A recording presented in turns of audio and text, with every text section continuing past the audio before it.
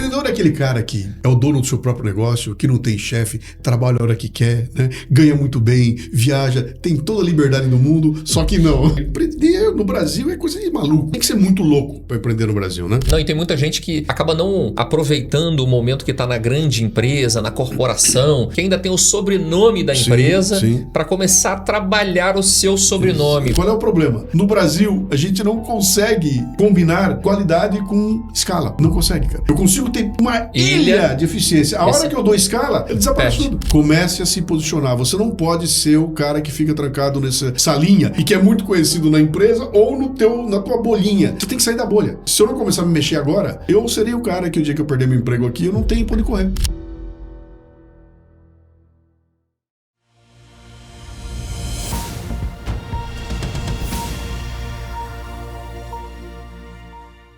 Olá, conselheiros, conselheiras. Sejam todos muito bem-vindos a mais um episódio aqui do nosso podcast Os Conselheiros, que vai ao ar tanto pelo YouTube como pelo Spotify aqui da Board Academy.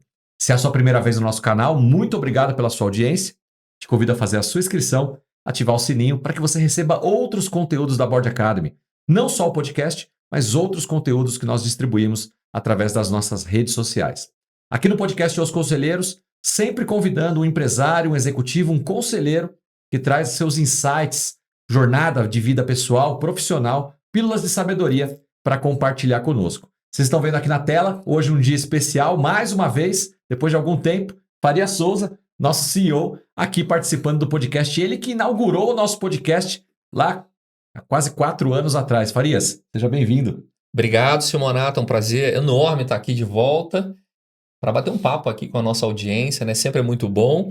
E claro, hoje eu tinha que estar aqui porque é um cara, um profissional, é um grande líder que fez muita coisa, está fazendo muita coisa, me inspirou muito. E em 2011, Simonato, 2011 exatamente, quando eu assisti, ou melhor, eu ouvi um podcast, a história foi a seguinte: eu estava voltando do México, num avião da Aeroméxico, lembro disso. E antes de entrar no avião, eu baixei um podcast no meu celular, no iPhone, e tava lá, Bohemian Rhapsody, do Luciano Pires, Café Brasil. Falei, deixa eu ver o que tem aqui. Meu amigo, quando eu entrei no avião e comecei a ouvir aquilo, foi um chororô que você não imagina, porque tocou realmente na minha alma toda a história daquela música. E por ali eu entrei na vida, né? Conhecendo aqui o Luciano Pires, que a gente vai conhecer um pouco mais hoje, que inclusive me deu um presente aqui, liderança nutritiva. A gente vai falar sobre isso também aqui.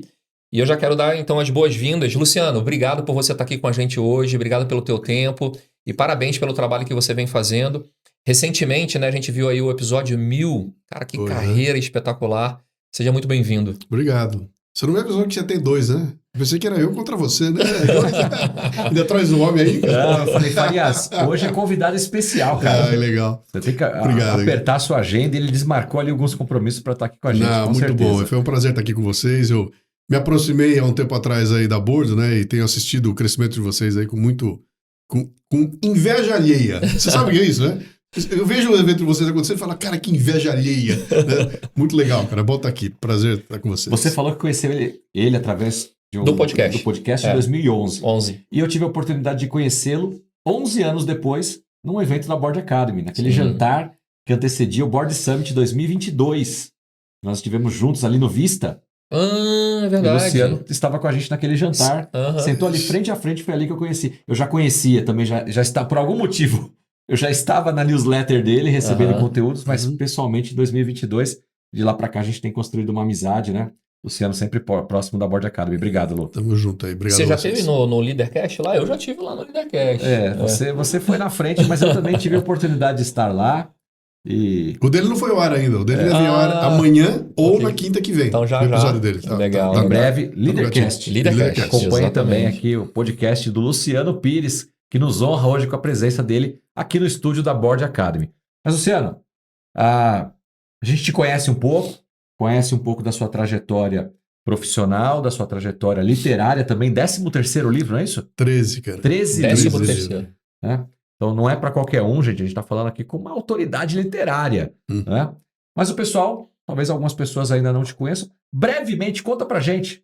Nasceu aonde? Como é que foi a carreira? O que o Luciano Pires fez para chegar até aqui? Brevemente, eu nasci em Bauru, com o sonho de ser cartunista e escritor. Vim para São Paulo para me tornar cartunista e escritor. Descobri que eu ia morrer de fome. Arrumei um emprego numa empresa para ficar 4 anos, fiquei 26. Fiz uma carreira gigante numa indústria de autopeças. Saí de lá como diretor de comunicação. Aos 52 anos, em 2008, eu decidi que eu ia mergulhar no meu próprio negócio. E aí fui de cabeça para o Café Brasil Editorial, que eu chamo de uma fertilizadora cultural. E ali eu virei um produtor de conteúdo. Então eu tenho uma máquina que produz conteúdo e na ponta eu tenho vários canais para o conteúdo chegar nas pessoas. Eu sou conhecido pelos canais e não pelo conteúdo, né? Então as pessoas me conhecem pelo podcast que eu produzo, o programa de rádio, o vídeo, o livro, as redes sociais, palestras. Tem contato com os canais, mas na raiz é uma produção de conteúdo insana. Hoje eu estou botando por semana 4 podcasts diferentes no ar, toda semana. É o Café Brasil, que é o tradicional, o Café com Leite, que é o para famílias com crianças, né? É o Leadercast e o Cafezinho. Cada um deles tem uma formatação para um público específico, mas são 4 episódios por semana. Então no final do ano terão sido 54 vezes 2, 200 episódios no mínimo. Episódios por Sensacional, hein? Agora, Luciano, o que te fez ir para a área de comunicação, né? Edição, podcast, ou seja, contribuir com quem está na ponta que, na maioria das vezes, você nem conhece, né? Sim. Assim como no rádio, né? O rádio nunca vai morrer, eu acho que... Não sei o que vocês acham disso, mas para mim o rádio nunca vai morrer. Quem está lá do outro lado, você nem conhece, mas está chegando em muita gente, né? Sim. Por que você chegou no... Já era minha praia, né, cara? Quando eu saí de Bauru, eu vim fazer comunicação, então eu já era um cara da comunicação. E o tempo que eu fiquei na empresa, os 26 anos, era na área de marketing e comunicação. Então ali eu exerci. E foi muito legal, porque os projetos malucos que eu tinha, a empresa tinha bala para bancar, né? E ali eu fiz chover lá, cara. Foram muito legais os projetos, né? E quando eu saí de lá, o caminho estava traçado. Já tinha livro editado, já tinha nascido podcast. O Café Brasil nasceu em 2005 como programa de rádio. 2006 ele virou podcast.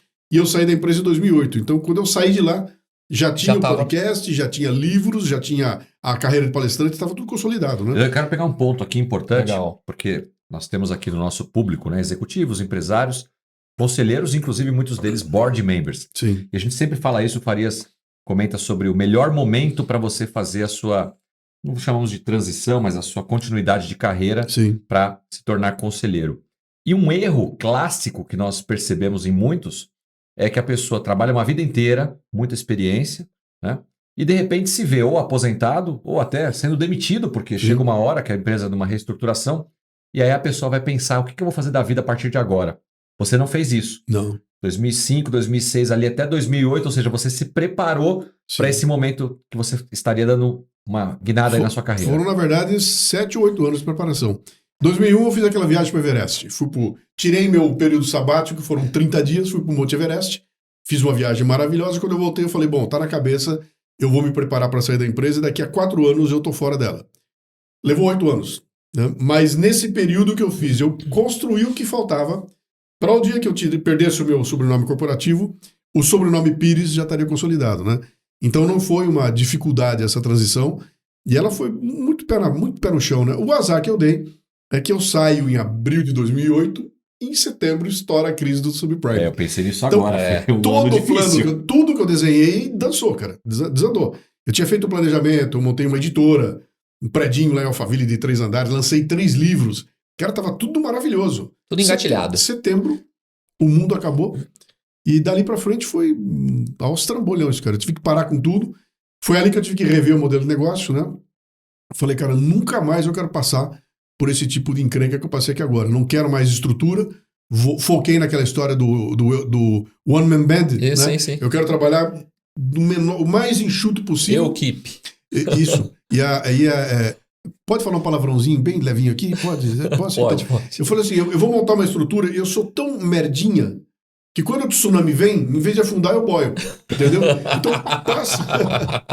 A crise passa, todo mundo afunda, eu fico boiando lá, porque eu fiquei tão enxuto e tão pequenininho que eu acabei sobrevivendo. O Eduardo Gomes faz, inclusive, ontem a gente falava sobre isso, né? O Eduardo Gomes, ele faz a analogia do transatlântico pro jet ski, isso né? Aí. A gente tem que ser mais jet ski. Sim, né? É isso aí. Rápido, ágil. É isso aí. E entender, cara, que isso vai trazer limites, né? Então, como eu tô formatado, eu nunca serei um cara que vai faturar 4, 5 milhões no ano, porque não dá. Uhum. Para fazer isso, eu teria que ter uma estrutura diferente. Então, eu vou ter que deixar de ser, como eu sou hoje, o artista que produz, para ser o cara que gerencia a empresa. Eu vou passar a usar o meu tempo para administrar uma empresa maior. E não é esse o meu objetivo, cara. Eu não tô nessa aí. Ou seja, você deixa de fazer arte para gerir, né? E não é... Eu sou um artista, cara. Meu negócio é arte, né? Então, o meu tempo é muito consumido com produção de conteúdo e não é consumido com gestão do negócio. E eu não quero que seja assim. Bom, vocês conheceram lá o meu estúdio, cara? Ele é todo desenhado para ser gerenciado por um cara. No máximo, às vezes, quando pega um programa especial, como foi o episódio 1000, o meu editor vai lá e a gente faz em 2. Mas normalmente não tem ninguém lá. Sou eu, mando para ele. Então eu tenho o que eu fiz? Eu montei uma rede em torno de mim com 3, 4, 5 profissionais, cada um cuidando da sua vida, do seu negócio com outros clientes, né? E essa rede é um ecossistema que vai produzindo conteúdo ali. Legal. E tudo sistematizado, né? Então, instalar o dedo, sai o podcast.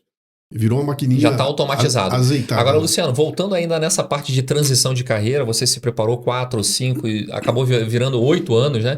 Se você pudesse voltar no tempo, o que você faria diferente, que você pode deixar de dica aqui, e quais foram os principais aprendizados que você teve nessa transição?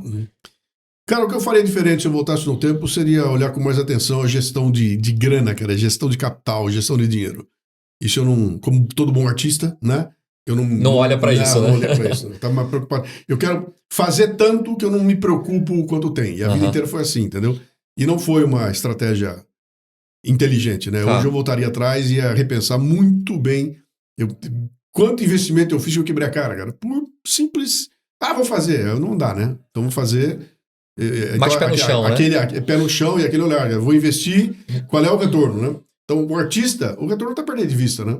Sim. Vai fazendo, cara. Uma hora volta. A coisa volta, né? E não dá para ser assim. Até porque o mundo mudou completamente. O mundo de 2008 para hoje é outro planeta, cara. Né? Então eu reveria profundamente essa parte financeira, o planejamento financeiro, preparando ali um impacto de uma crise, que você, claro, obviamente, na maioria das vezes a gente não vê, né, que está vindo. A própria pandemia, né, quebrou muito empresário no Brasil, porque não estava preparado para isso, obviamente. Mas você lembra na pandemia, quando fizeram um levantamento e descobriram que 90% dos empresários brasileiros têm capital de giro para 30 dias? Imagina. Cara, 30 dias é nada, né? Isso o empresário, quando você leva para o funcionário... Não tem reserva. Não tem reserva. Inclusive executivos que têm uma vida boa, sim. O seu padrão de vida ele é alto e o seu gasto também não tem reserva. Acompanha, né? Acompanha. Mas fazer o quê, né? Você tem que... Então, eu reveria essa parte aí, isso eu viria outra vez, né?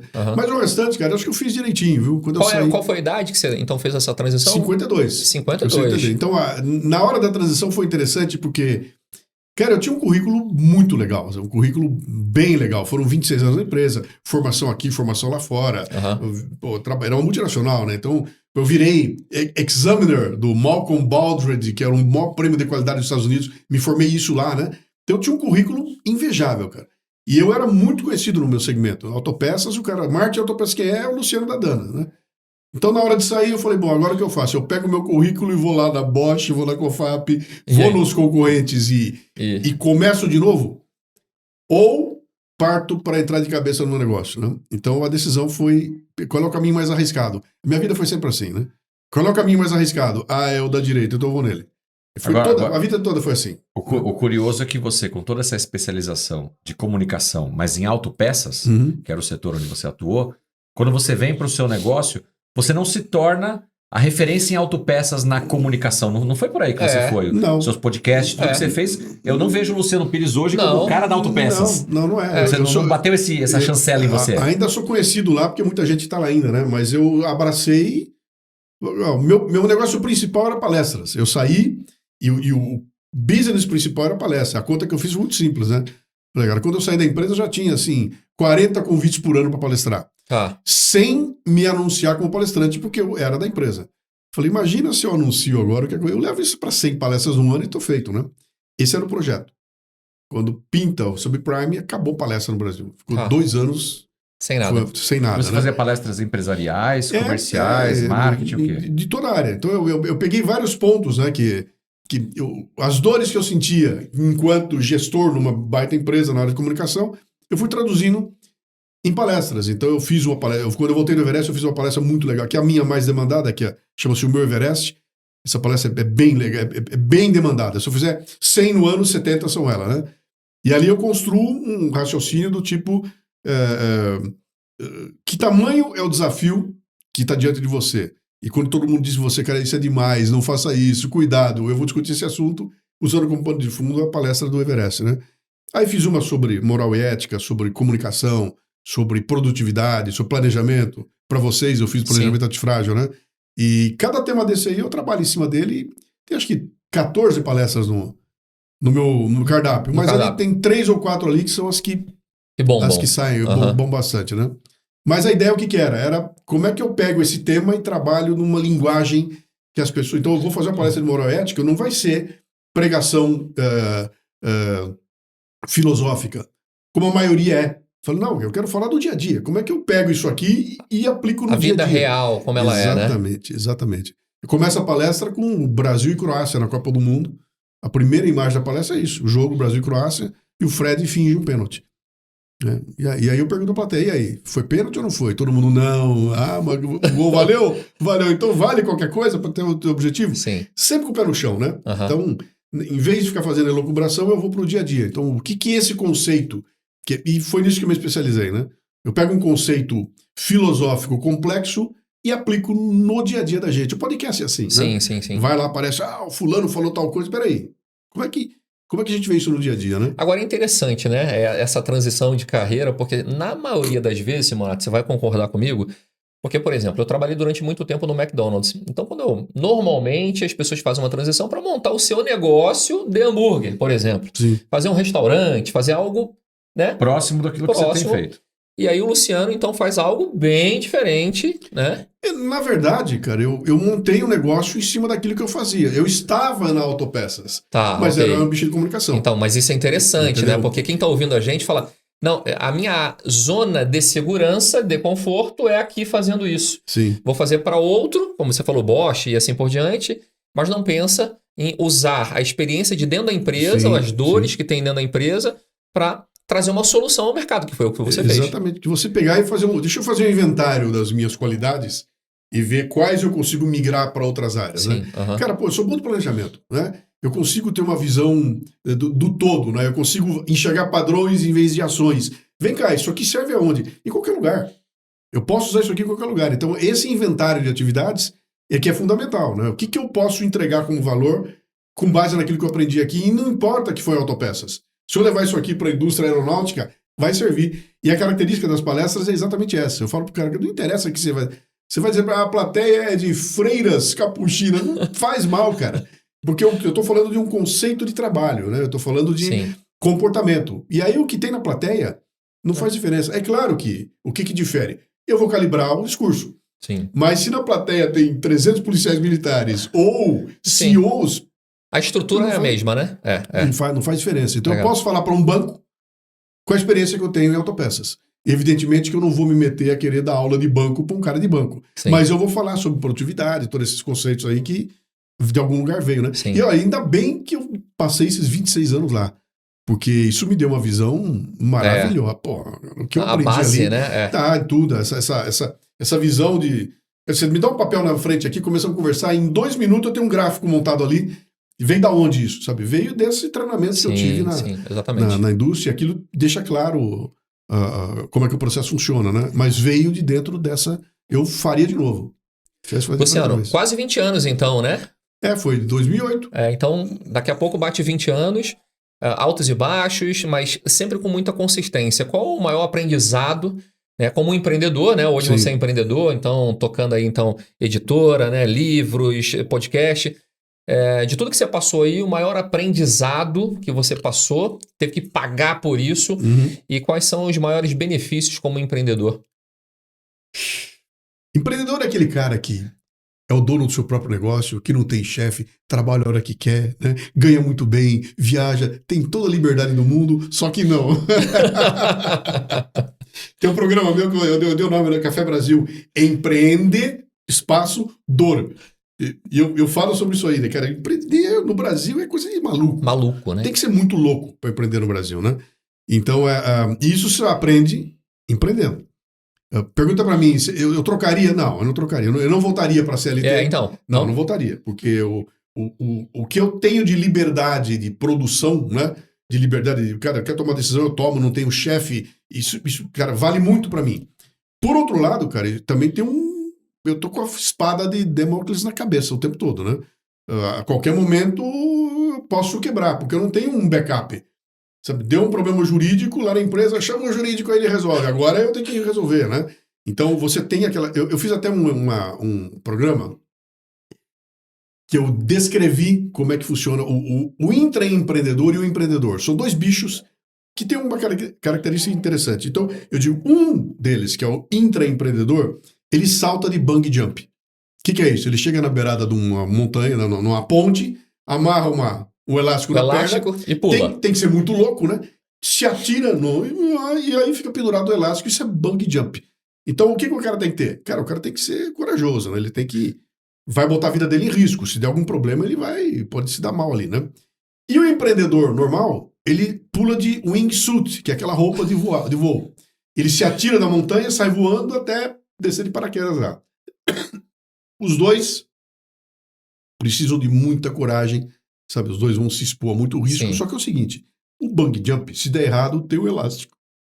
O wingsuit, se der errado, cara, ele se estoura na montanha. Então essa é a diferença do empreendedor, do intra para o empreendedor. O intra tem aquele backup, a empresa está por trás de mim, né? Eu posso correr 1000 riscos, mas a empresa me ajuda. Sempre no final do dia, quem paga a conta, quem vai pagar a conta é a empresa, né? E o empreendedor não. Então, viver esse risco é um negócio meio... Porque você tá com adrenalina o tempo todo aqui, né, cara? Todo dia é um salto de paraquedas. Cara, todo dia e sabendo que... Cara, é que nem... É que nem tomar banho. É que nem tomar banho. Banho você tem que tomar todo dia. Entendeu? Você tem que tomar banho todo dia, porque o banho não dura. Empreendedor é a mesma coisa. Eu vivo assustado todo dia aqui no Brasil. E eu sei que amanhã, assim que eu vencer esse grande problema do momento, eu vou pegar outro. A fila tá esperando. A única coisa que eu não vou ter é paz. Não tem paz. Então, viver... Você tem que ter uma...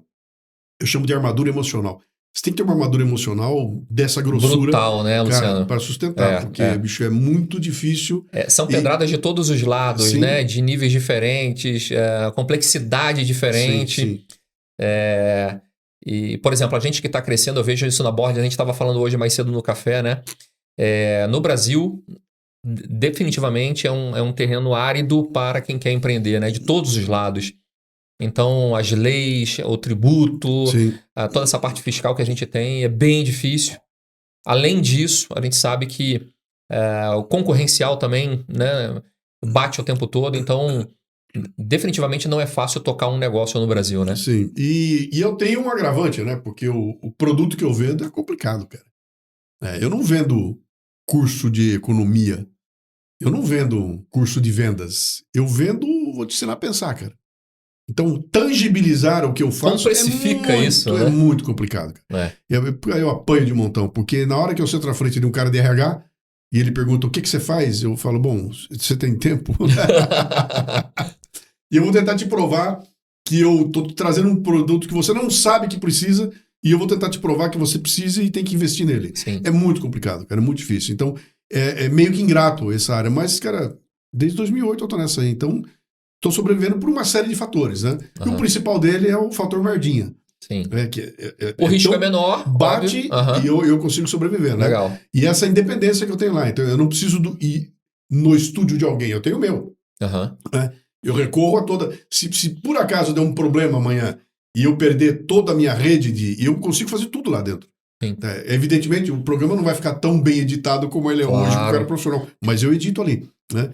Só que isso me obrigou a abraçar habilidades as mais diversas, cara. Você joga na minha frente hoje um Photoshop e eu consigo fazer. Eu faço a thumb no Photoshop, se necessário, né?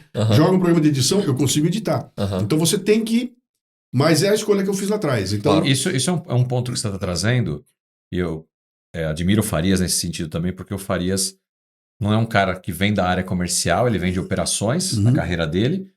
Ele aprendeu ou está aprendendo a ser um grande gestor comercial e de marketing na Board Academy. Sim. Então são competências que o empresário ele vai tendo que de um jeito ou de editar. outro. Ele falou, editar. Se precisar, ele edita. Né? Tem que aprender a fazer. E quanto a gente não fez isso lá atrás, né? A diferença é que eu tô tocando um barquinho.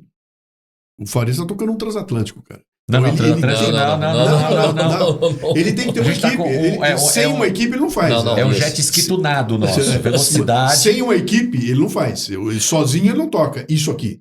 Ele precisa ter uma equipe e tem que ser assim. Para o que você se propôs a fazer, você vai ter que ter uma equipe. Tá cercado de uma baita equipe ali, né? A minha proposta é diferente. Então, são dois olhares diferentes, né? Cara... Eu não sei quem tá certo. São escolhas, né? Definir uma coisa, não, mas deixa eu só voltar aqui nos benefícios. Você falou que assim, liberdade... Sim. Eu tava esperando os benefícios. Então beleza, então fala aí. Não, então, um benefício muito o cara legal. Tá assistindo a gente aqui, tava pensando em empreender, já falou assim, pô, Luciano... Não é só isso, assim, ó, Luciano, 65 milhões de CNPJs, 65 milhões de loucos no Brasil? Sim. E aí, me fala. Não, então, o que acontece nesse lugar onde nós estamos aqui, cara? Tem coisas que eu falo, é muito difícil o tipo de coisa que eu faço, porque eu não sou um padeiro fazendo pão, eu não sou uma empresa de engenharia, eu sou um cara que vende conhecimento, né? E eu não me alimento do dinheiro que eu ganho com isso, eu me alimento da transformação que as pessoas têm. Então, um cara que manda pra mim um e-mail, cara, ouvi teu episódio, eu tava no avião, triste, botei o episódio, chorei, tô te escrevendo pra dizer, cara, que bom que você fez. Isso dá pra gente um tipo de satisfação que não dá pra explicar. Na idade que eu tô, eu já superei aquela história de, cara, preciso de grana pra fazer XPTO. Eu tô pensando em outra coisa. Aquela história do livro. Por que você faz livro? Ganha dinheiro? Eu não ganho nada de dinheiro com o livro. E por que faz, cara? 13, e vou fazer o 14º. Pra que fazer? Tem um pagamento aí que não se mede em grana. Você mede com um telo na mão e fala, cara, o dia que eu for embora, eu continuo presente. Né? Imortal. E aí as pessoas me escrevem, cara, pô, que legal que você mandou eu tava precisando ouvir aquilo, né?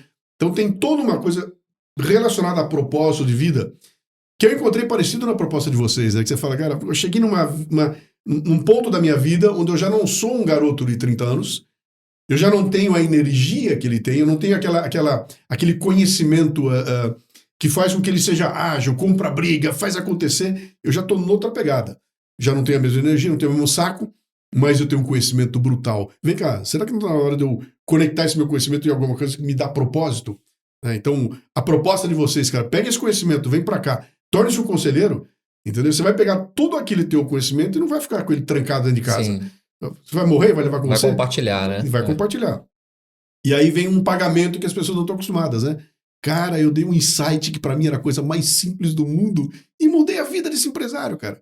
Com um insight que eu dei que pra mim é uma bobagem. Não, cara, essa tua bobagem pode servir pra muita gente, né? Mas as pessoas se trancam, né? Então, não vão fazer.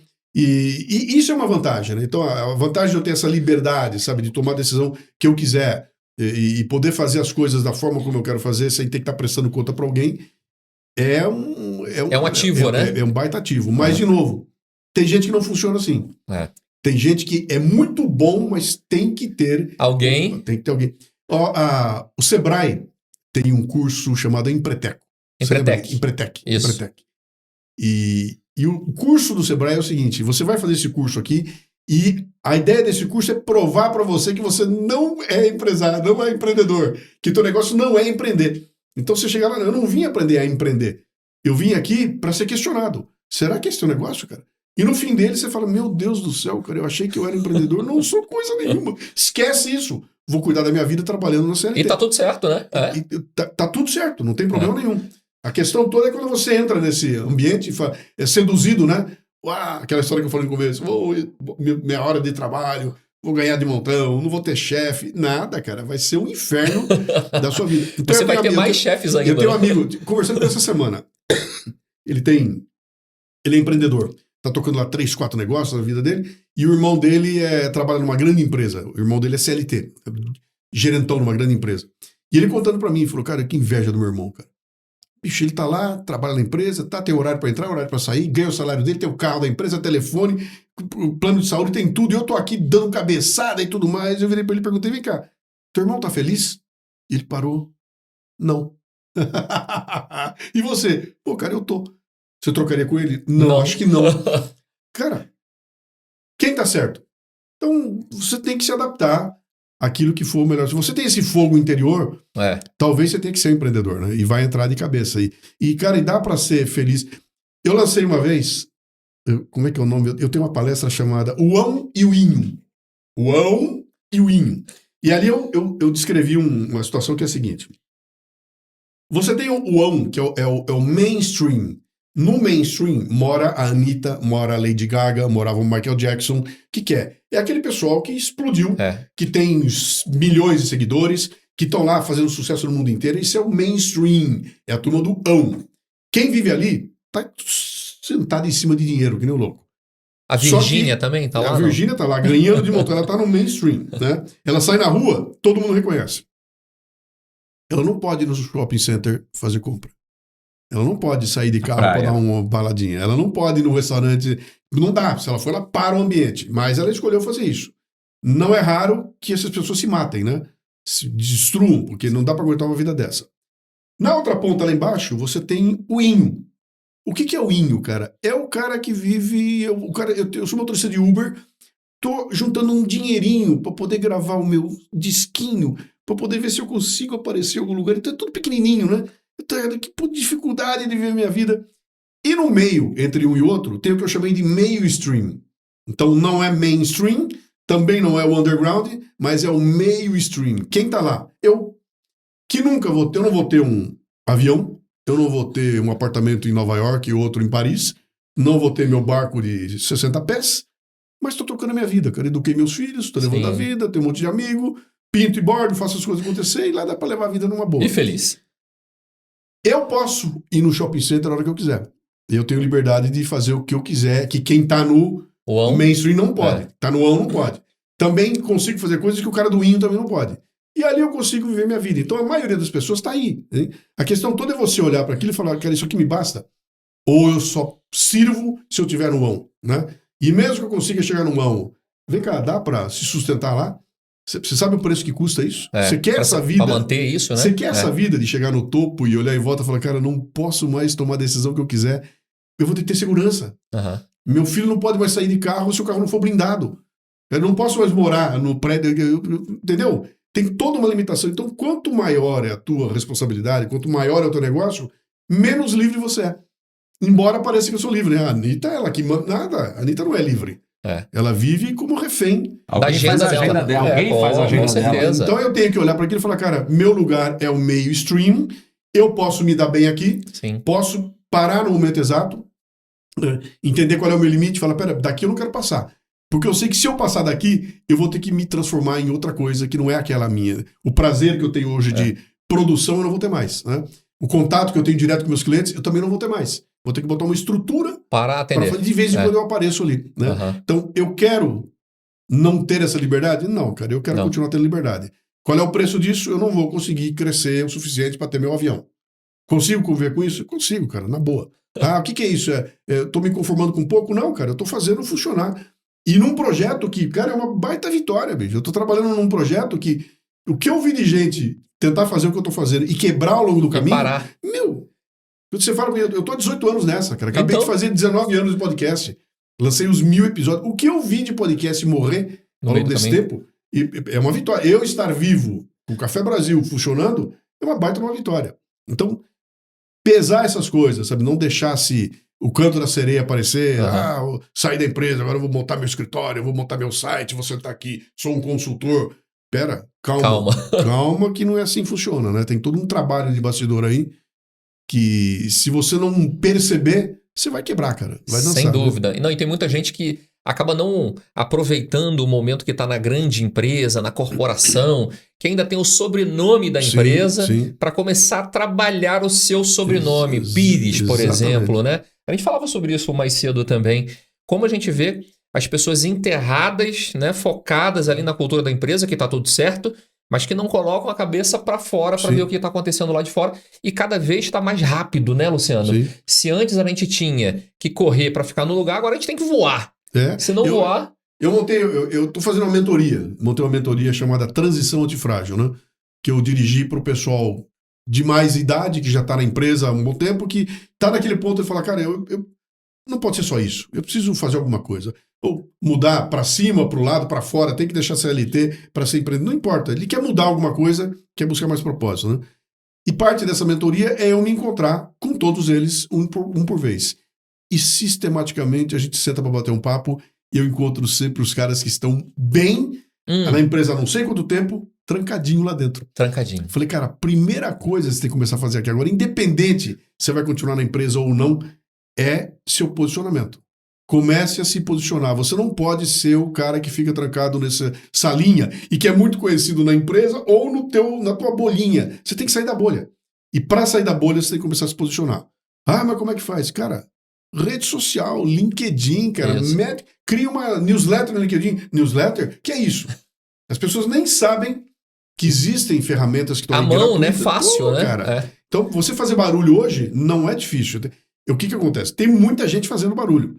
Mas se você não toma a decisão de... Cara, se eu não começar a me mexer agora, eu serei o cara que o dia que eu perder meu emprego aqui, eu não tenho pra onde correr. Sim. Ninguém mais sabe de mim. Nós temos na Board Academy diversos programas de formação. Sim. Grande parte deles formação de conselheiros, né? Seja para empresa familiar, ecossistema de inovação e tecnologia, startups, área da saúde, enfim. Programas de atualização também para quem já é conselheiro. Mas a gente tem um programa bem interessante que conecta com isso que você falou, que é o Board 360, né? Um programa que não simplesmente entrega um certificado ou uma formação sobre governança, mas pega na mão desses executivos que estão exatamente nesse cenário que você falou. Cara, eu estou há muito tempo numa empresa, meu sobrenome é mais o da empresa do que o meu. Isso aí. Né? O meu LinkedIn, um dia quando esse negócio veio para o Brasil, eu preenchi lá meu currículo e tá lá largado parado de qualquer ali, jeito. Mas não como sei. tem gente assim, né? É incrível. Pra gente é absurdo isso, mas tem muita gente que o LinkedIn tá com aquela foto desatualizada, o cara não faz conexão, não posta, né? Enfim. E esse Board 360, que é esse nosso programa, pega na mão desse executivo, desse profissional e dá o que o Farias fala, um banho de loja. Sim. A gente traz a realidade do ser, do propósito dele, né? O que te trouxe até aqui, o que você quer daqui pra frente. Como é que o mercado vai te ver? Então, gerar visibilidade, né? Reposicionamento de marca, ele entender que ele é uma marca, exatamente. cara. A gente tá aqui, cada um que tá nos assistindo tá olhando e olhando o conteúdo, a forma que você fala, né? E a gente vende alguma coisa nisso. Então, preparar essa pessoa, porque só entregar uma formação de governança, vai lá no YouTube, você encontra de graça conteúdos de governança, de ESG, do que quer que seja. É muito mais do que isso. É preparar esse profissional para essa continuidade ou transformação de carreira que ele quer ter, como você fez ali na sua transição. Eu fiz o PFCC com vocês, né? Programa de formação, né? Turma 63, né? E confesso que eu vim aqui e falei, bom, cara, deixa eu ver o que vai acontecer lá, porque tô com 69 anos e vou entrar no lugar, vai ter prova. Eu vou ter que fazer prova. Deus, que é isso? Vai ter prova, né? E o interessante do que aconteceu... Um parênteses. Você na escola era o aluno CDF lá da frente ou o cara do fundão? Não, eu tava no meio do caminho. Não tava zoneando, eu tava no meio. Não era nem o da frente nem o do fundo, eu tava no meio ali, né? O meio e sprint. É, isso aí. E aí o que eu achei interessante, né? Que quando eu vim pra cá, eu falei, bom, vai ter uma série de apresentações. Evidentemente que eu escolhi o presencial. Claro. E aí faz toda a diferença do mundo, né? Tem a versão online e tem o presencial, cara. Eu quero presencial. Por quê? Porque lá vai ter gente, né? E, cara, é muito legal, porque ali você tá sentado para almoçar e, de repente, você começa a conversar com um cara que está aqui fazendo a mesma coisa que eu, por ele quer ganhar alguma coisa que eu também quero, né? Quero saber como é que funciona e começa a fazer conexões. Isso não tem preço, cara. Não tem como pagar isso, né? Há um tempo atrás, 6 anos atrás, eu lancei um projeto chamado MLA. Master Life Administration. Não tem MBA? Master Business. Eu falei, eu vou lançar o Master Life, né? Avisei a turma toda lá e lancei um programa online. Então vieram 55 caras se inscreveram. Eu comecei a fazer um programa online ali, que é um programa que é dificílimo de ser explicado. A gente vai se encontrar online uma vez por mês e nesse encontro nós vamos durante 2 horas discutir temas importantes para a vida da gente. Qual é o tema? Não sei, mas vai ser legal. E 50 e poucos caras embarcaram. Não, embarcaram 50 e poucos. E fizemos o negócio acontecer. E, cara, rodou o primeiro ano, rodou o segundo ano, e no terceiro ano eu falei, cara, deixa eu fazer um encontro dessa turma. Meu amigo... Pegou fogo. Emocionante, primeira coisa. Na hora que aquele povo todo se encontrou, aí que eu entendi o que estava acontecendo ali, porque até então era um grupo de pessoas que estavam lá. Quando a gente botou todo mundo numa sala, e os caras começaram a um olhar para o outro, aí nasceu o MLA do jeito que ele é hoje, né? Então tem um encontro online um mês e um presencial no mês seguinte, né? E ali eu fui entender, eu estava lidando com outra coisa, que independente do conteúdo que eu estou entregando para eles, o fato de estar todo mundo presente numa sala, alguém levantar uma lebre e ouvir os pitacos que chegam ali, olha, você falou de um problema que você tem aí, eu vou te dar a minha visão como gestor de uma rede de hospitais. Completamente diferente. Aí aparece outro, eu sou militar, eu sou piloto de teste de jato. E eu vou te dizer o que eu acho desse assunto. Cara, é insano o que acontece ali, porque você fala que tem visões tão diferentes ali, que acaba abrindo caminhos. Os caras falam, eu não fazia ideia que ao expressar uma dificuldade minha aqui, eu teria tanto input legal e diferente. Né? Eu não peguei um especialista do meu segmento, eu peguei um cara que está fora, mas é um cara que é mais ou menos da minha idade, está sofrendo as mesmas dores que eu, encontrou um grupo, sofria de solidão intelectual, ele tinha solidão empresarial e solidão intelectual. Ele estava num lugar rodeado de gente, tinha que tomar uma decisão, olhava em volta e não tinha ninguém com quem conversar. Uhum. Cara, tem gente tem, mas tem alguém? Não tem. E aí, de repente, ele se vê no meio de pessoas que estão com o mesmo... E aí eu entendi. O que é isso que nós estamos fazendo, né, cara? O que é esse negócio de você juntar o pessoal num lugar, jogar uma bola para cima e botar todo mundo para pensar a respeito. Então nasceu esse conceito que é interessante, que é o seguinte: a IA nunca vai conseguir fazer isso. Vai ser uma ferramenta maravilhosa, mas vai ajudar muito, mas não consegue fazer isso. Não consegue substituir eu olhando no teu olho, sentado na tua frente aqui, fazendo um exercício. Desculpe. Um exercício qualquer ali, né? Uhum. E essa conexão é fundamental. Cara. Eu costumo dizer que no mundo dos negócios, a gente está subindo a mesma montanha de lados diferentes, então, obviamente, a gente tem visões, experiências, aprendizados diferentes. E quando a gente tem... E aí é o famoso sinergia, né? Sinergia é a soma, onde a soma das partes é maior do que o todo, né? Porque imagina a experiência de troca numa sala... Sim. Que você tem aí uma condição dessa, um problema que as visões brotam ali, né? E a gente botou uma coisa interessante, que lá a gente disse que aqui o logotipo, inclusive, é assim, né? É um grupo de honra e confiança. Qual é a ideia lá? Você não precisa se preocupar, que ninguém vai fazer bullying com você aqui. Outra, você não precisa se preocupar se você está com o relógio novo da praça. Você não precisa se preocupar se você chegou de Porsche, porque ninguém está interessado nisso. As pessoas que entram aqui não estão preocupadas se vai mostrar que eu sou tão bom. Não, elas estão preocupadas em trazer nada. Cada um chega lá com a garrafa de vinho, senta lá, a gente conversa, toma o vinho, então. Almoça, e, cara, e sai de lá todo mundo. Cara, que legal. Então, o ego ficou do lado de fora, sabe? E ali dentro são pessoas que podem expor as suas fraquezas, que vai todo mundo ouvir, e eu não vou tirar um sarro em você, porque eu sofro de coisas parecidas, né? Então, promover esse encontro, que é o que vocês estão fazendo na board, né? É fundamental, cara. Então, promover os encontros, sim, né? Sim. E aí você vai beber um pouco da experiência de cada um, né? E tendo esse ambiente de honra e confiança, faz a diferença. E a gente percebe, né? Eu acho que o grande sucesso da Board Academy nesses anos é que a gente enxergou um mercado muito propício, que você colocou, esse mercado do meio, onde nós temos a grande maioria dos empresários, empresas familiares, CPFs por trás de um CNPJ, que estão sozinhos, que não conseguem muitas vezes conversar com o cônjuge, com um funcionário sobre alguns temas, e que vem um conselho ombro a ombro e ele consegue discutir, ele consegue se abrir, né, para falar de temas que não tem com quem conversar, porque o empresário ele anda muito sozinho, é muito solitário. Em 2004 eu lancei esse conceito, acho que está num livro meu, cara, eu não me lembro se foi qual dos livros lá, eu escrevi um texto chamado Solidão Empresarial. E ali eu conto o seguinte, que eu tô trabalhando, de repente toco o telefone, é um amigo meu que liga pra mim e começa a enrolar na conversa. Fica um papo meio de aranha ali, né, enrolando, e eu já saquei qual é a dele. Ele tem que tomar uma decisão importante na empresa dele, não tem com quem falar, ele me liga. Eu não sou do ramo dele, mas ele tem uma confiança em mim a ponto de poder me contar um problema e eu dar um conselho pra ele. E eu falei, ele sofre de solidão empresarial. E ele recorre a mim para que eu dê algum pitaco pra ele, e não pro pessoal que tá em volta dele lá, né? Então, juntar essas pessoas, sabe, eliminar essa solidão, essa sensação de que eu tô sozinho, cara, é fundamental. Eu vi um post essa semana no LinkedIn de uma moça, ela é CEO de uma empresa. E ela falou isso, cara, eu vim subindo na empresa, virei CEO e me vi sozinha. Impressionante, Embora eu tenha diretores em torno de mim, eu tô sozinha. E eu preciso eu não posso falar o que eu quero, eu não posso tomar a decisão que eu quero, eu não posso agir do jeito que eu quero, porque eu sou CEO. Então, eu tô limitada.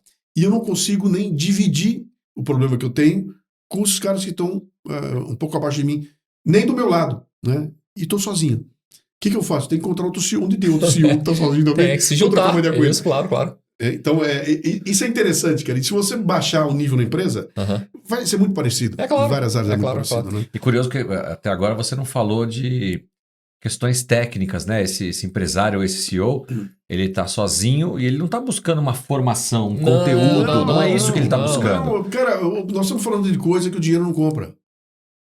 Entendeu? Tudo que nós estamos falando aqui, o dinheiro não pode comprar. Quando você fala de questões técnicas, o dinheiro compra. Então, eu compro um software, eu compro um especialista, eu pago para alguém vir aqui e resolver um problema técnico, né? O que eu não consigo comprar? É exatamente essa a disposição, sabe? Aquela história de, cara, vou abrir meu coração. Dinheiro não compra isso, cara. Não. Eu posso estar toda a grana na mesa, eu não consigo comprar o teu brilho no olho. Falando comigo, entendeu? A gente olhar e falar, cara, dá um abraço aqui. Isso o dinheiro não compra. E acho que esse é o grande lance. O que o dinheiro pode comprar, empresa que tem dinheiro resolve. E a gente sabe que não é dinheiro, cara. O grande problema das empresas não é se tem ou não dinheiro. É a equipe tá rodando, cara. As pessoas estão aqui, estão rodando. Confiança, além como você do falou, dinheiro, né? Confiança. Agora, Luciano, vamos mudar aqui um pouquinho. 18 anos gravando, né? Contribuindo, compartilhando aí, então, conhecimento, podcast para todas as áreas. Eu te conheci, aliás, a gente poderia falar um pouquinho aqui do Bohemian Rhapsody, que foi um episódio aí que me marcou muito. Sim. E chega no momento daquele episódio lá, e fica a dica aqui, pessoal, quem ainda não teve oportunidade, por favor, episódio 275 do Café Brasil. A gente vai deixar aqui na descrição um link direto para que você possa ouvir. É impressionante. 25 minutinhos só. 25 minutinhos, papum. O que te levou a fazer esse episódio? E qual foi a repercussão que teve depois dele, né? Porque ouvindo ali o episódio, Luciano, parece que você coloca o ouvinte dentro da sala, dentro da ação acontecendo ali com o Fred, né? O Fred Mercury e ali o Queen. Então, assim, conta um pouco pra gente como foi a criação e depois a repercussão, o resultado disso. Então, o Café Brasil é um programa que nasceu em 2005 na rádio. Sempre com muita música. Ele sempre é musical, né? E quando eu tomei a opção de ter música no programa, nunca foi a música pela música. Eu tô falando de um tema, eu busco alguma música sobre o mesmo tema, e de repente você vai ouvir a Elis cantando uma letra que tem a ver com o tema que eu tô falando ali. Então, isso por si só já dá uma riqueza, especialmente porque eu cruzo muito, né? Eu falo, ouviu essa música? Vou te contar o que tem nela. É assim, assim, assim, tem tudo a ver com aquilo que eu tô falando aqui, né? E eventualmente eu trazia algumas músicas e fui fazendo uns testes lá. Quando apareceu essa oportunidade do 275, foi em 2011, eu estava fuçando no YouTube e eu não sei porquê. Sabe aquela história de que o universo é conspiração a favor? Eu descobri no YouTube a Bohemian Rhapsody com todos os 24 canais separados. Alguém publicou tudo no YouTube. Então você tinha guitarra, tudo ali no YouTube. Tudo separado. Eu olhei aquilo e falei, cara, nunca tinha visto isso. Baixei tudo, né? Uma semana depois sumiu tudo do ar. Nunca mais voltou. Alguém publicou, logo derrubaram, mas foi exatamente no timing que eu peguei. Baixei aquilo tudo e falei, pô, legal, vou fazer um programa sobre Bohemian Rhapsody. Eu gosto muito dessa música e vou contar a história dessa música, né? E aí, como eu tinha tudo separado, eu falei, cara, eu vou mostrar a música e vou montar a música junto com as pessoas. Então, fiz um roteiro, né? Nossa. Como nasceu, como é que era, o que aconteceu, como é que foi a história dessa música, blá, blá, blá. E aí, gostou? Você vai ouvir a guitarra do Brian May. Gostou? Ficou arrepiado, né? Agora eu vou te mostrar a bateria, né? Do Roger, né? Gostou, E aí aconteceu um fenômeno, cara. Eu tava gravando com o meu roteiro todo na mão, quando chegou a hora de o Freddie Mercury botar a música. E eu tinha o áudio dele cantando separado, só a voz dele. E aí eu parei aquilo e falei, pera um pouquinho. E você escuta eu falando isso aí, né? Eu não vou seguir mais roteiro nenhum, agora eu vou fazer uma sacanagem. Me dá tua mão e nós vamos entrar dentro da sala. Então você tá na salão da gravação do estúdio, tem um vidro, do outro lado tá o Freddie Mercury colocando a voz. E aí entra a voz do Freddie Mercury, cara. Nossa. E o que tem de marmanjo chorando nessa hora, porque o impacto é brutal. É brutal. Porque o que eu fiz? Qual foi a sacanagem minha? Eu construí o contexto. Peguei você pela mão construí um contexto, botei a tua imaginação a milhão. Então eu vou falando, olha, você está numa sala, tem um negócio de vidro, você está aqui na técnica, lá na frente está o Freddie Mercury, já o cenário está na tua cabeça. E de repente entra a voz dele. Seca, só ele colocando a voz. Cara, ninguém aguenta, isso derruba as pessoas, ficam enlouquecidas, e aí eu termino de monto a música inteirinha, contando a história dela, dura 25 minutos, né? E eu acho que eu tenho certeza, cara, esse episódio foi um episódio que mostrou para o Brasil o que é o potencial de um podcast. Entendeu? Porque ele fez a turma chorar, fez a turma ficar louca. Tem cara que ouve isso aí todo mês. Todo mês. E me escreve. Eu tenho um depoimento no Café Brasil 1000. Eu escolhi, editei o Café Brasil 1000 e eu trouxe o depoimento de alguém. Todo Café Brasil tem um depoimento. Eu trouxe de uma mãe. E o depoimento dela é de cair os butiá do bolso, como diz os gaúchos. Eu ouvi. É uma mãe que mandou pra mim um áudio, cara. O áudio dela é... Sobre o filho, né? Doído. Ela falou, Luciano, vou te mandar te contar a história que aconteceu comigo. Eu tava em 2011, meu filho de 1 ano tava com problema de um câncer, eu tive que ficar internada com ele 30 dias. E ele na barriga dela, né? Eu tava muito mal, e teve um dia que eu tava lá, tava péssima, e um amigo meu mandou o teu Bohemian Rhapsody, e eu me lembro da cena. Eu tô deitada na cama, o meu filho de 1 ano deitado no meu peito, dormindo, e eu coloquei pra ouvir o Bohemian Rhapsody, e eu chorei desesperadamente, porque eu me identifiquei com aquele homem, com aquela história dele, e eu vi mais 2, 3, 4 vezes, né? E aquilo pra mim Olha o impacto, foi Luciano. Um momento fabuloso. E hoje eu tô te escrevendo, faz 1 ano que meu filhinho morreu, ele não conseguiu sobreviver, e eu nunca mais ouvi você, depois do que eu senti naquele momento, e agora eu retomei e tô ouvindo de novo. E eu tô escrevendo pra te agradecer pelo que você fez pra mim ali, né? Cara, eu não fiz um programa pra ela ouvir nessa situação. Eu não sei quem tá me ouvindo do outro lado. Eu não sei onde é que eu vou pegar a pessoa. O que eu sei é que a carga emocional, a carga de utilizar o contexto faz toda a diferença. E aí eu entendi qual é o jogo, cara. O jogo é contexto. E o exemplo que eu falo é o seguinte: se você vier aqui e me der um vinho pra tomar, eu vou tomar o vinho e falo, pô, bom vinho, hein? Bom vinho. Aí você me dá o contexto. Esse vinho aqui, cara, é da safra de 1958. É o vinho da Toscana. O que você está tomando aqui é água de chuva de 1958. Ele é feito com a uva. Quando você começa a contar essa história, o vinho muda. Café, vou tomar um cafezinho, vamos. Aí, você sabe de onde vem esse café? É assim, muda. Entendeu? Então, quando eu contextualizo as coisas, eu crio um ambiente. E como eu sou, entre nós, puta velha de podcast, eu sei que eu vou trabalhar com a tua mente. Tua mente, para mim, é uma tela. E eu vou começar a pintar na tua tela. E eu sei que a hora que eu parar de pintar, você vai retomar e vai fazer a sequência. Então nós estamos usando muito isso, né? O programa das crianças, o Café com Leite, é inteirinho assim, cara. A gente optou por fazer um podcast para criança em áudio, num mundo que só quer vídeo. E a gente falou, não, cara, eu não quero usar vídeo com as crianças, porque se eu usar o vídeo com as crianças, eu estou limitando. Eu vou chegar com um vídeo e vou mostrar no vídeo o lobisomem. Quem é esse lobisomem? É o lobisomem que o cara que fez o vídeo criou. Ele é igual para toda criança. Se eu tirar o vídeo e descrever o lobisomem, para 30 crianças, tem 30 lobisomens diferentes na sala. E elas vão conversar uma com a outra e descobrir que o lobisomem dele tem o olho amarelo, o dele é vermelho, o meu é peludo, o dele é pelado. E isso, cara, a imaginação voa. O podcast é isso, né? Então você criar um ambiente. E o que eu fiz no 275 foi isso. Quando eu ambientei e contextualizei, eu criei um negócio que realmente aquilo foi uma paulada. Único, hein? E eu não sei se eu vou conseguir repetir porque as condições não se repetem mais. Né? Eu tinha na mão Bohemian Rhapsody, sozinha já é uma porrada. Eu tinha o Freddie Mercury na mão, cara. Sozinho já é uma porrada, né?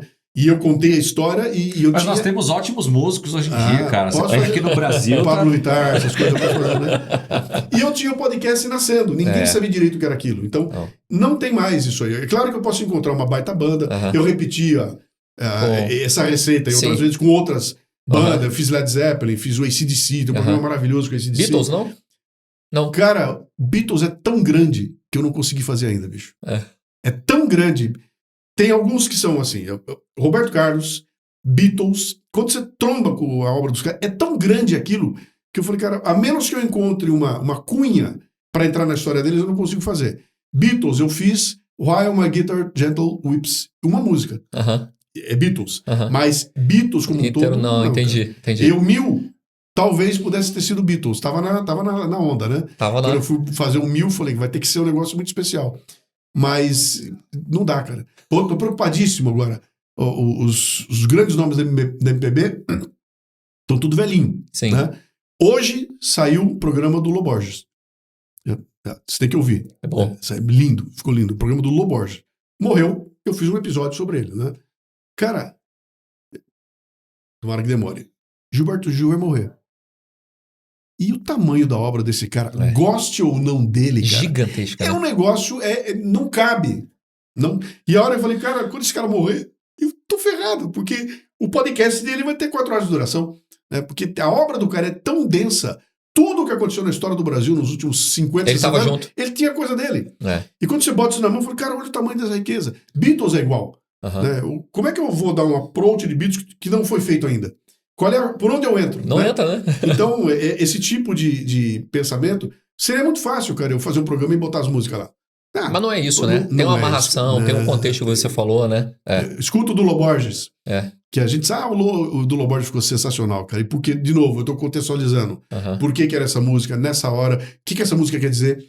Por que esses caras falaram isso? O que essa letra tem aqui? Por que eu me apaixonei por essa canção? Não tem nada a ver com a letra, é o acorde que ele usou. Ele usa um tipo de música que não ia de ouvido. Então, essa coisa de criar contexto é que faz a diferença. Cara, storytelling. Sim.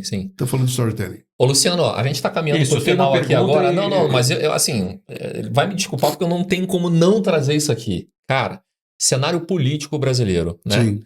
Eu sei que você tem falado muito sobre isso, goste ou não goste. A gente procura aqui na Board Academy ter muito cuidado em relação a isso, obviamente. Mas o que você está vendo no Brasil hoje? O que a gente pode esperar dos próximos anos aí? 2030 está batendo a porta, né? Como é que você está vendo esse cenário todo aí? Cara, nós estamos na adolescência. Cheio de espinha. Insuportáveis, intragáveis. É a adolescência da democracia brasileira, cara.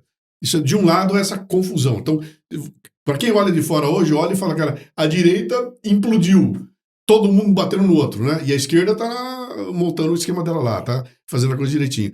Eu não sei o que vai acontecer, cara. Até umas semanas atrás eu tinha uma ideia. Falava, eu acho que vai ser por esse caminho.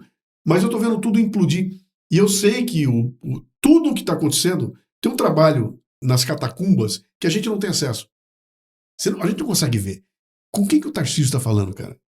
Na catacumba, e quando você acha que alguém é de direita, daqui a pouco não é aparece, mais. eles falam, por que esse cara falou isso agora? Por que agora? Por que estão batendo nele? E esse que está batendo aqui, então fica uma coisa confusa. Eu tenho feito vários programas, não diretamente sobre esse tema, mas sobre as ferramentas que são usadas para fazer a cabeça de comunicação, né? Eu tenho visto isso. Fiz uma série grande. Presta atenção. Profunda. Olha o movimento, né? Exato. Olha os caras. Tá vendo? Esse movimento foi criado para que se colocasse uma hashtag na testa do Marcelo e que ele fosse destruído, né? E esse mesmo movimento é possível ser virado para o Farias. Mas você tem que entender que tem uma coisa pensada nisso aí. Então, tem um jogo tremendo ali que a nós, como seres humanos normais, em quem que eu acredito? Não dá, né? Bom, vai na pandemia. Um médico renomado, 40 anos de carreira, o cara é muito bom, o cara vem e fala assim, esquece ivermectina, isso é um horror, esses caras tá tudo errado, você não pode... E aí aparece um outro médico com 40 anos de carreira, diplomado, e fala assim, não, funciona assim. E você vê 2 especialistas no mesmo nível, quebrando o pau entre o outro. Quem tá certo? Pra mim que sou só um mané. Não conhece. Na política é igual, cara. Então, eu não sei o que vai acontecer. Tá uma confusão. Muito confuso. E na confusão você sabe quem ganha, né? Você sabe quem ganha, cara. Porque se tá essa confusão toda, pra mim que sou o público médio, vai ganhar o cara que for mais simpático. Entendeu? Se é tudo igual, eu vou votar no mais simpático. Quem que é o mais bonachão? Quem que é o mais simpático? Uma coisa é certa, Luciano, e a gente tem conversado isso nos conselhos nas empresas, né? Independente se é A ou B, o empresário vai continuar tendo seus desafios. Cada vez maior. Continuar empreendendo. Eu tenho um amigo que falava um negócio que era uma delícia. Ele falou o seguinte, cara, se o PIB brasileiro cair 5%, ainda tem 95% no ar. Entendeu? Se cair 5%, tem 95%. Quem que vai pegar aquilo? Entendeu? Então, alguém tá ganhando dinheiro, cara. Alguém tá fazendo acontecer. Então tem uma série de pessoas que estão conseguindo fazer acontecer e tem outras que estão se arrebentando, né? O que eu posso fazer? A pandemia Sim. quebrou um monte de gente, mas gerou quantos milionários? Exatamente. Bilionário. E não é só. Alguns foi por um acidente, vai. Outros não. Outro Aproveitaram, claro. E outro, então, entendeu, cara? Eu fui obrigado a baixar o trem de pouso e pousar. O que eu vou fazer enquanto eu tô pousado? Vou aprender a pilotar outro avião, outra habilidade. Quando eu voltar, eu vou estar de outra forma, né? Então, o mundo não para, a economia não para. Não vai ter uma tragédia que o Brasil vai acabar. Né? Então, a nós, como empresários, não tem como parar e ficar assistindo. Não dá. Eu vou tocar minha vida, cara. Vou fazer acontecer, né? Então, essa história toda eu tenho um livro, o Verdades e Mentiras, né? Que é todo calcado em cima. Como é que a mídia faz a cabeça da gente? Por que tá todo mundo apavorado? Por que esse ambiente que, meu Deus, dessa vez não passa, né? Qual é a pior crise da sua vida? É a próxima. Mas, cara, olha o que a gente já passou, não importa. A próxima, o mundo acabou, né? Por que é assim? Isso interessa, cara. É interessante eu manter você com medo, entendeu? Claro. Se você te apavorar, eu vendo com você o que eu quiser, né? Então, estar consciente disso me protege das decisões a ser tomadas, né? E usar a experiência de quem já passou, né? Por isso tudo. Ô Luciano, mas vamos lá. Brasil, país do futuro? Que futuro é esse, hein? Então, cara, eu não sei se vai ter jeito, não, cara. Para ter jeito, teria que ter homens e mulheres estadistas. Sim. Com uma visão. Então, o pessoal adora fazer comparação. Não. Compara o Brasil com Singapura. Compara o Brasil com a Coreia do Sul. Não dá. Cara, o que esses caras têm em comum? Eles botaram um plano de 25 anos e seguiram o plano. Não importa que trocou no meio do caminho o presidente. O plano estava lá. E os caras seguiram o plano. Né? Aqui, cara, o plano dura 4 anos.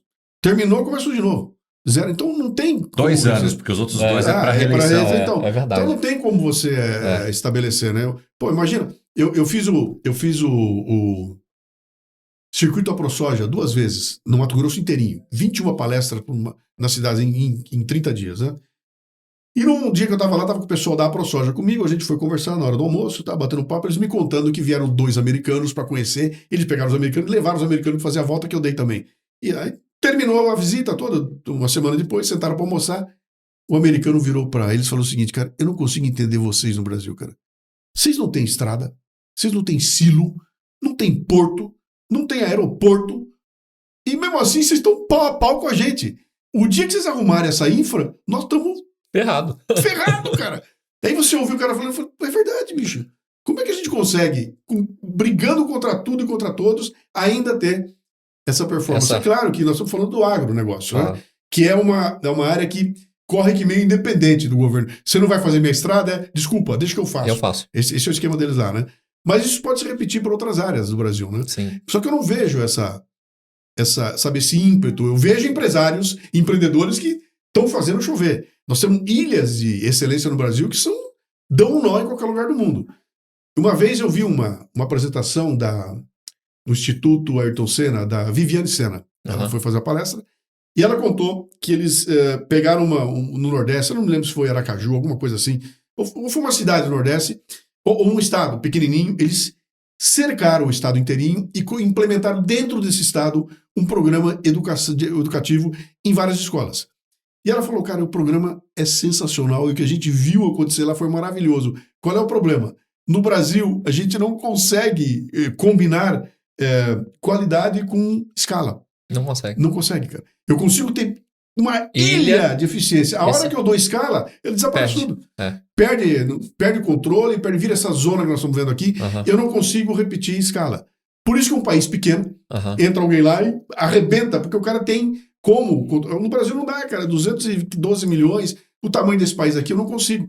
Isso é um desafio. Por mais que você tenha bons prefeitos ou governadores, ainda o que vem do federal... Não tem como. Não tem como. Então tem muita gente destruindo, sabe? E esse é o grande problema. Então eu não sei quanto tempo vai levar isso não. Bom, na confusão, muita oportunidade, mas né? Esse é o ponto. Esse é o ponto. Isso não vai faltar nunca. Então. Oportunidade é o que não falta, né? Eu tenho que estar esperto, não me deixar abater e continuar trabalhando, cara. E tentando ver se eu consigo contribuir de alguma forma, né? A minha contribuição, eu não consigo mudar nada lá em Brasília.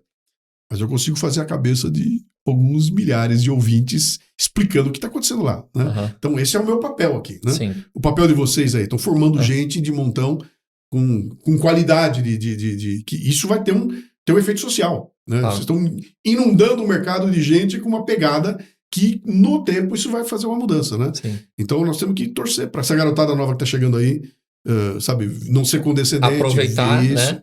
Vir fazer acontecer. Por isso que eu lancei esse livro aí. Legal. Vamos falar desse livro, caminhando para o nosso final aqui? Então, 13º livro, Isso. Luciano Pires, Liderança Nutritiva. Consegue pegar aqui, Rafa?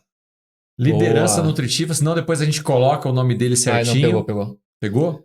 Liderança Nutritiva. O pessoal encontra nas livrarias, tem um site. Já tá no site. Tem a livraria Café Brasil, tá lá, mas já deve estar na Amazon também, né? Arte de inspirar e desenvolver pessoas. Esse livro faz parte de uma trilogia. Em 2012 eu lancei um livro chamado Diário de um Líder.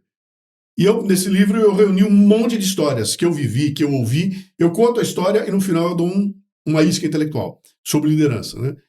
E aí passou um tempo, eu fui fazer isso aqui porque, olha que interessante isso aqui, aconteceu no meio do caminho. Eu comprei um CD do Luiz Melodia.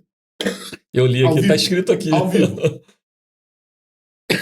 Desculpa, eu tô saindo aí de uma pneumonia. Botei o disco pra tocar e na abertura do disco ele entra falando: gente, eu choquei, vou fazer música. Cara, música, eu gosto muito de música. Música é uma coisa tão legal. Música é uma coisa tão nutritiva. E aí o disco começa, eu ouvi aquilo e falei, cara, que baita adjetivo, cara, nutritivo, isso é sensacional. E aí eu peguei aquele adjetivo e criei um projeto chamado Gente Nutritiva. Criei uma palestra a respeito, onde eu falo o que é uma pessoa nutritiva, né? É alguém perto de quem eu quero estar. Eu sei que essa pessoa, quando chegar perto de mim, o fato de eu estar com ela vai me nutrir de várias formas, né? Ela vai me dar conhecimento, vai me dar amor, vai me dar riso. É muito bom estar com ela. Virou uma palestra divertidíssima, muito legal, né? E aí passou o tempo e falei, cara, peraí, deixa eu pegar a definição de liderança que eu coloquei no meu primeiro livro. E aí eu trombei com um problema. Naquele primeiro livro, eu encontrei uma definição e falei, liderança é a arte de inspirar e provocar as pessoas a fazer acontecer. Maravilha. E escrevi um livro inteiro. E aí eu falei, cara, só que se eu pegar essa definição e aplicar no Fernandinho Beiramar, serve. Se eu aplicar no Hitler, serve. Se eu aplicar no Mao Tse Tung, serve. Então eu defini liderança, mas não qualifiquei liderança. Eu preciso qualificar. E aí veio essa ideia. O que é liderança nutritiva? É qualificar as pessoas e a elas transmitir de forma ética, etc. e tal. Na definição, eu consegui qualificar. Eu falei, cara, esse termo é muito bom. Eu vou começar a trabalhar em cima de liderança nutritiva. Então, basicamente, o que é? Eu vou usar, entre aspas, tá? Meu chefe entrou na minha sala. Eu não quero que ele vá embora. Eu quero que ele fique comigo ali. Não é aquela história, o chefe chegou, fala para o homem aí, né? Não, ele chegou, cara, senta aqui, não sai da minha frente, porque você é tão nutritivo que eu quero estar perto de você, entendeu? E o líder nutritivo que é o cara que está preocupado não só em tirar meu desempenho, mas ele está preocupado comigo. Então ele vai me dar ajuda, ele vai me dar suporte, vai me dar o ombro, vai me ajudar a crescer, vai me dar um monte de oportunidades para que na cabeça dele, o dia que ele for embora, ele vai deixar um monte de líderes parecidos com ele ali, nutritivos, né? E esse é o conceito do livro. Só que a hora que eu escrevi esse livro, ele ficou com 380 páginas. E aí eu trombei num outro problema. Falei, cara, a molecada não vai querer ler. Moleque, quando pega um livro grosso, não, pelo amor de Deus, isso não. Textão, não quero textão. E eu preciso fazer um livro para as novas gerações. Aí eu fui lá, passei a régua, cortei uma boa parte do livro e fiz um livro menorzinho. 100 e poucas páginas, focado. E no final dele tem um exercício para ver quão distância você está de ser a liderança nutritiva. E daqui a pouco vai sair o terceiro. Fecha a trilogia, que é a liderança nutritiva na prática. Repleto de exemplos de coisas que mostram como é que funciona a liderança, né? E, cara, acabou de sair. Sensacional. Tá quentinho, tá quentinho. Tá quentinho, acabou de sair. Muito obrigado pelo presente. Obrigado, Luciano. Parabéns pela carreira, pela trajetória. Luciano Pires, as pessoas que estão aqui nos acompanhando, a gente já recomendou o Café Brasil, né? Leadercast. Alguém quer entrar em contato com você, não só para te ouvir através dos seus podcasts, mas de repente te contratar como palestrante, como um consultor, ou agora conselheiro formado também, onde que te encontram? @Luciano Pires. Eu estou no Instagram com essa... No X, no Instagram, @Luciano Pires, no LinkedIn como Luciano Pires também. Se você for no Google e botar meu nome lá, vai aparecer 1 milhão de canais de entrada lá. Mas o @Luciano Pires no Instagram é legal, porque tem o DM lá. Entra lá, manda uma mensagem e tamo junto. Maravilha. Farias, últimas palavras? Não, só agradecer. Para mim é um privilégio enorme, Luciano, ter você aqui nessa mesa hoje. Parabéns pela jornada. Parabéns pelo impacto que você causa nas pessoas. Parabéns pela consistência de 18 anos fazer. 19 anos, agora vai bater 20 anos. Então, assim, parabéns. Continue, meu amigo, firme e forte. e conte com a gente aqui. Vamos lá. E parabéns aí por tudo que você tem feito, Eu tá? tenho a agradecer vocês de montão. Eu posso falar aqui, né? A Board veio patrocinar o Leadercast. Durante este ano, ela patrocinou a gente no Leadercast. E, cara, cada vez que aparece alguém, como assim, com patrocínio, isso pra gente é sensacional, né? Por uma coisa que nós não falamos aqui, mas que é fundamental. Meu trabalho é totalmente independente. Eu não estou embaixo de nenhum. Eu sou um independente. O que é legal nisso? Eu não tenho rabo preso com ninguém. Eu faço um trabalho totalmente... Posso fazer um programa com 2 horas e 43 de duração que eu não poderia fazer se eu estivesse embaixo da asa de alguém. E o independente, além de todo o problema, tem um outro problema que é... Eu sou pequenininho, então trazer gente para apoiar é muito complicado. Mas o Farias, quando viu, falou, cara, estamos com você, esse ano foi fundamental para nós aí. Legal, tamo junto. Muito obrigado. Valeu.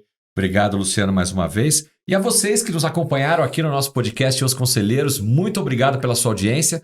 Se é a sua primeira vez no nosso canal, te convido a fazer a sua inscrição, ativar o sininho para receber notificação de outros conteúdos como esse. Aqui a entrevista no podcast Os Conselheiros com Luciano Pires. Nós nos vemos no próximo episódio. Até mais, pessoal. Tchau, tchau. Tchau.